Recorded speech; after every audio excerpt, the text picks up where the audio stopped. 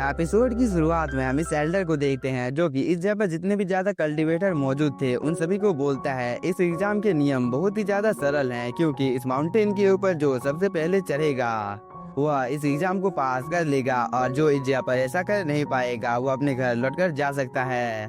और इस बात को सुनकर ये कल्टीवेटर इस जगह पर काफी ज्यादा एक्साइटेड हो जाता है और वो इस माउंटेन के ऊपर चढ़ने की कोशिश करता है, मगर बहुत ही ज्यादा मेहनत करने के बावजूद वह इस माउंटेन के ऊपर चढ़ नहीं पाता है और वो बोलता है इसके ऊपर चढ़ना लगभग असंभव है। तभी किन्यू नाम का एक कल्टीवेटर इस जगह पर आ जाता है और वो अपने पास से एक ड्रैगन बॉल बाहर निकाल लेता है, जिसके अंदर से एक ड्रैगन इस जगह पर बाहर निकलकर आ जाता है, जिसे देखकर इस जगह पर जितने भी ज्यादा कल्टीवेटर मौजूद थे वो सभी काफी ज्यादा शॉक हो जाते हैं। और मूसेंग अपने दोस्त को बोलता है कि आखिरकार ये लड़का कौन है। इस पर मियू यिंग बोलता है यह किन फैमिली का यंग मास्टर किन मियू है और इसके पिताजी किन जियान तियांस के जनरल हैं और इसका बड़ा भाई किन फ्यू है। और इस बात को सुनकर ये सभी लोग काफी ज्यादा शॉक हो जाते हैं। और इस बात को सुनकर मूसेंग अपने मन में सोचता है कि मुझे लगता है कि जनरल किन ने उस बर्फ के अंदर से उस ड्रैगन बॉल और उस टूटी हुई स्वॉर्ड को शायद से बाहर निकाला है। तभी मियू यिंग बोलता है मूसेंग क्योंकि तुम्हारा अंतिम नाम भी किन है, इसीलिए इस जगह पर जितने भी ज्यादा कल्टीवेटर मौजूद हैं उन सभी को भी लगता है कि तुम किन फैमिली से हो। दूसरी तरफ हम इन सभी कल्टीवेटर को देखते हैं जो कि इस माउंटेन के ऊपर चढ़ नहीं पाता है, जिसे देखकर ये एल्डर इस जगह पर काफी ज्यादा उदास हो जाता है। मगर तभी मियू किन अपने स्वॉर्ड की मदद से बहुत ही आसानी के साथ इस माउंटेन के ऊपर जाने लगता है। साथ ही वो मूसेंग को बोलता है तुम मेरे हाथ को पकड़ लो, मैं तुम्हें ऊपर ले जाऊंगा। इस बार मूसेंग बोलता है इस चीज की कोई भी जरूरत नहीं है क्योंकि मैं खुद इस माउंटेन के ऊपर मैं चढ़ सकता हूँ। यह बोलने के बाद मूसेंग अपने नाइफ की मदद से बहुत ही आसानी के साथ इस माउंटेन के ऊपर जाने लगता है, जिसे देखकर ये एल्डर भी यहाँ पर काफी ज्यादा शॉक हो जाता है और वो मूसेंग की इज्जत पर काफी ज्यादा तारीफ करता है। मगर तभी इस एल्डर के सामने एक लड़की गुजरती है जो कि काफी ज्यादा पावरफुल होती है और वो अभी काफी आसानी के साथ इस माउंटेन के ऊपर चढ़ जाती है। इसके बाद वो मूसेंग को देखकर यहाँ पर मुस्कुराने लगती है। तभी हम किन यू को देखते हैं जो कि मूसेंग की यहाँ पर काफी ज्यादा तारीफ करता है कि तुम्हारी ये स्वॉर्डमैनशिप काफी ज्यादा अच्छी है, मगर मुझे नहीं पता है कि तुम्हें इस स्वॉर्डमैनशिप को किस सेक्ट ने सिखाया है। इस बार मूसेंग बोलता है मुझे इस स्वॉर्डमैनशिप को किसी ने भी नहीं सिखाया है, बल्कि इस स्वॉर्डमैनशिप को मुझे अपने दादाजी ने सिखाया है जो कि एक कसाई है। इस बार यंग मास्टर किन्यू बोलता है सच में तुम्हारी स्वॉर्डमैनशिप काफी ज्यादा अच्छी है। तभी मूसेंग की नजर यंग मास्टर किन्यू के स्वॉर्ड के ऊपर पड़ जाती है, जिसे देखकर यंग मास्टर किन्यू बोलता है चलो फाइनली मूसेंग तुम्हारा ध्यान मेरे स्वॉर्ड के ऊपर तो पड़ा। और मैं तुम्हारी जानकारी के लिए बता देता हूँ कि यह स्वॉर्ड काफी ज्यादा पावरफुल और मिस्टीरियस है और तुमने अपनी जिंदगी में कभी भी ऐसी स्वॉर्ड को नहीं देखा होगा, क्योंकि यह स्वॉर्ड एक काफी ज्यादा रहस्यमय जगह से आई है, क्योंकि अगले 200 वर्षों में किसी ने भी इस स्वॉर्ड को नहीं देखा है। यह बोलने के बाद ये सभी लोग नेक्स्ट टेस्ट को देने के लिए आगे जाने लगते हैं और यह एल्डर अपनी पावर को एक्टिवेट कर इन सभी कल्टीवेटर को बोलता है तुम लोग इस जगह पर अपने सबसे ज्यादा पावरफुल टेक्निक का यूज करो, क्योंकि तुम लोगों को यहाँ पर मैजिकल स्पिरिट के खिलाफ लड़ाई करनी है। यह बोलने के बाद यह एल्डर इस जगह पर अपने काफी ज्यादा मैजिकल क्लोन को बना लेता है और इस चीज को देखने के बाद मूसेंग यहाँ पर मुस्कुराने लगता है, क्योंकि जितने भी ज्यादा कल्टीवेटर थे वो सभी इन सभी एल्डर के साथ फाइट करने के लिए चले गए थे। तभी मियू यिंग बोलता है मूसेंग हम दोनों को एक साथ नहीं रहना चाहिए। यह बोलने के बाद ये दोनों अलग अलग दिशा की ओर चले जाते हैं और इस चीज को यह लड़की बहुत ही ध्यान के साथ देख रही थी। इसके बाद मूसेंग इस पिलर के ऊपर आ जाता है और वो इस एल्डर की ओर देखकर बोलता है ये जरूर से हेवनली रेलम पर होगा। इसके बाद मूसेंग यहाँ पर फाइट करने के लिए बिल्कुल तैयार हो जाता है और साथ ही मुझे एक ही समय में यहाँ पर इन 9 राजकुमारों के साथ भी निपटना होगा, इसीलिए मुझे बहुत ही सावधानी के साथ यहाँ पर इन लोगों के साथ फाइट करना चाहिए।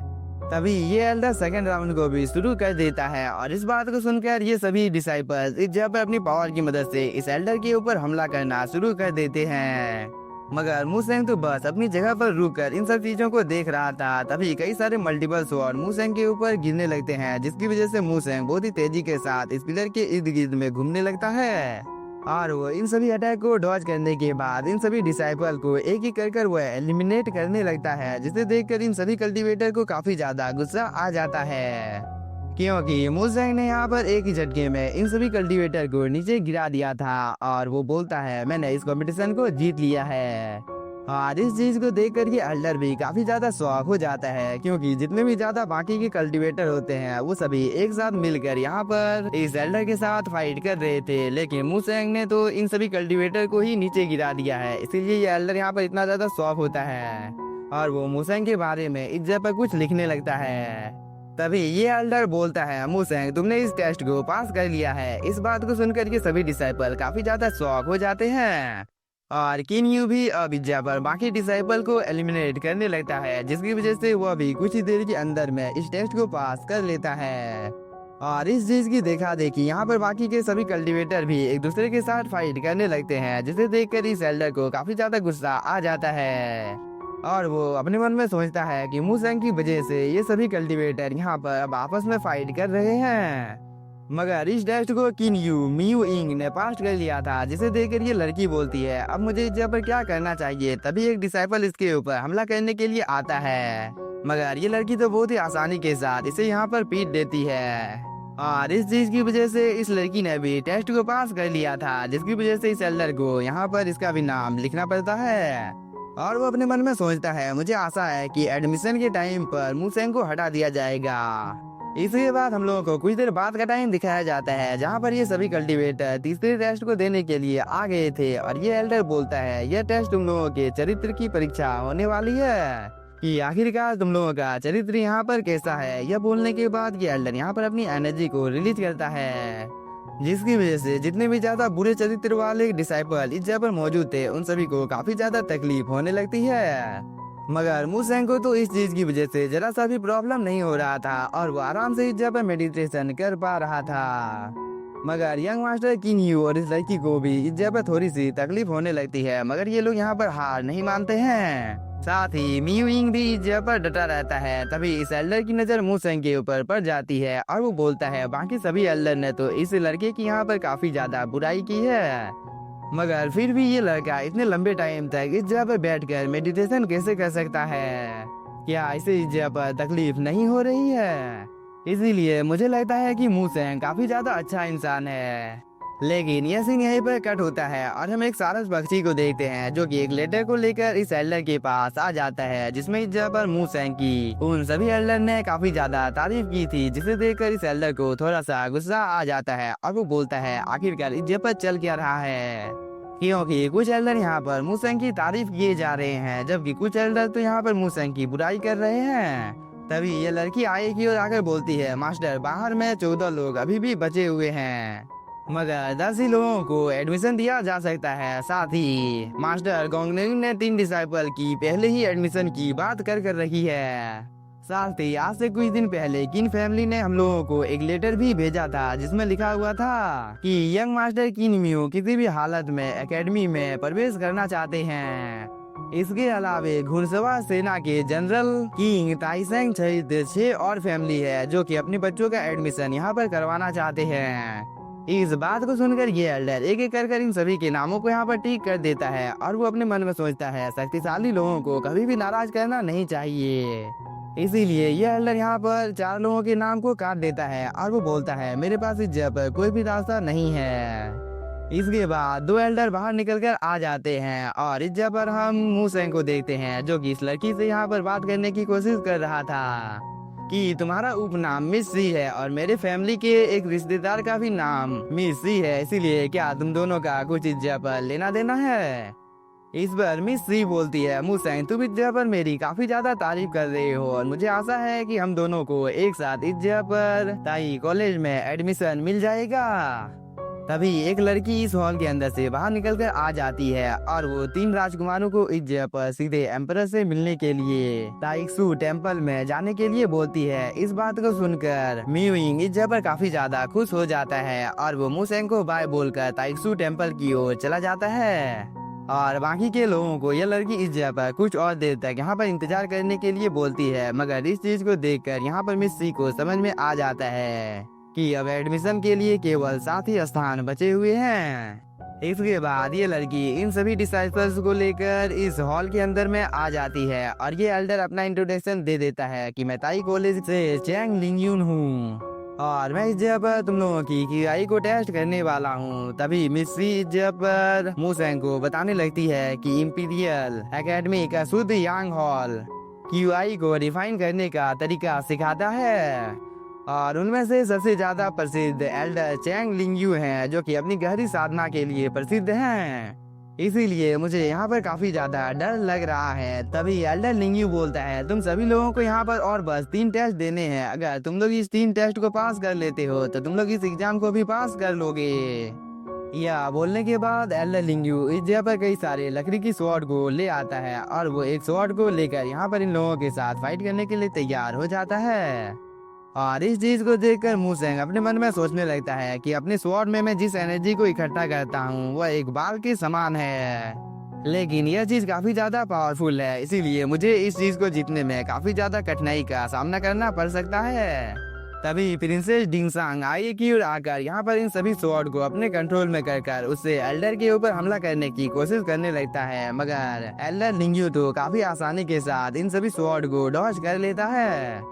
इसके बाद एल्डर लिंगयू इन सभी स्वॉर्ड को अपने कंट्रोल में कर उससे इस कल्टीवेटर के ऊपर हमला कर देता है, जिसकी वजह से ये कल्टीवेटर दूर जाकर गिरता है।